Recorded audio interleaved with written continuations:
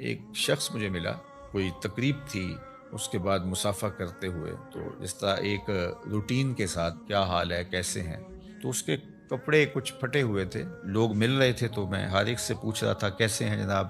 تو میں نے جب اس سے پوچھا تو اس نے کہا اللہ کا بڑا کرم ہے. جب ہاتھ اٹھایا تو یہاں سے اس کی قمیض پھٹی تھی، لٹک رہی تھی.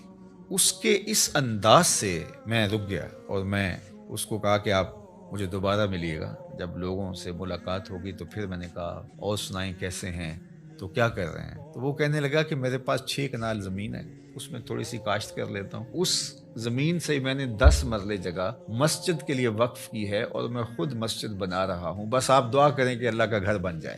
تو وہ کوئی عالی شان دنیاوی اعتبار سے تو نہیں بنے گی، لیکن جیسے بھی تو میری بس آرزو ہے کہ میں زندگی میں مسجد کو مکمل ہوتا دیکھ لوں بس. اب اس نے ہاتھ کھڑا کیا تو یہاں سے پھٹی ہوئی قمیض لٹک رہی تھی، لیکن ایسے ہاتھ اس کا اللہ کا شکر ہے. میں کہتا ہوں یہ شہنشاہوں کو بھی نصیب نہیں ہے. جو چین کی نیند اسے آتی ہوگی کسی اور کو آ سکتی ہے. تو اللہ پہ اگر آپ راضی رہنا سیکھ جائیں تو پھر جس حالت میں ہوں گے تو اللہ آپ سے راضی ہو جائے گا. اور اگر نہیں سیکھیں گے تو اربوں خربوں کے بعد بھی وہ بعض کروڑ پتی ارب پتی ان سے رواجن نہیں پوچھتے ہیں جناب کیسے حال ہے، وہ کہتے ہیں چل ہی رہا ہے، اور وہ کہتے ہیں اللہ کا فضل ہے. تو اس کے چہرے کے اوپر پھیلی ہوئی خوشی اور دوسرے کی باڈی لینگویج بتا رہی ہے کہ یہ کروڑوں اربوں کمانے کے باوجود، حالانکہ جب مہنگائی ہوتی ہے، حالات تلخ ہوتے ہیں تو ان لوگوں کی اور چاندی ہو جاتی ہے، لیکن وہ کہتا ہے بس چل ہی رہا ہے، یعنی اس کی آواز ہی نکلی چل ہی رہا ہے. تو اس لیے اللہ پہ راضی رہنے کا مزاج پیدا کریں. اس نے یہ تھوڑا کیا کہ ہمیں زندگی دے دی، اس کا یہ تھوڑا کرم ہے کہ اس نے ہمیں صحت عطا فرمائی، اس کا یہ کتنا کرم ہے کہ اس نے ہمیں اسلام کا نور اور جمال عطا کیا.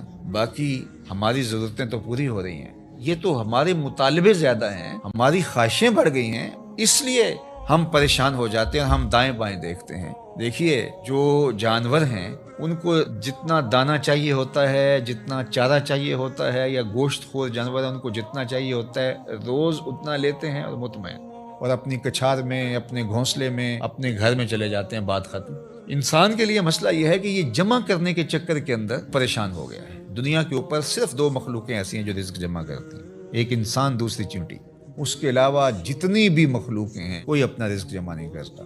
ہم کتنا کھاتے ہوں گے، لیکن یہ ہاتھی کتنا روز کھاتا ہے. بڑی مچھلیاں، وہیل مچھلیاں ہیں، یہ اتنا کھاتی ہیں ٹنوں کے حساب سے، اور اللہ اس پانی میں ان کے لیے وہ میسر فرما رہا ہوتا ہے. یہ ہنس پرندہ جو ہے یہ خالص سچے موتی کھاتا ہے، اور دنیا کے اندر لاکھوں کروڑوں ہنس پائے جاتے ہیں، اور اللہ روزانہ پیٹ بھرنے کے لیے ہر ایک کو سچے موتی فراہم فرماتا ہے. تو ہم تو خام خواہ پریشان ہو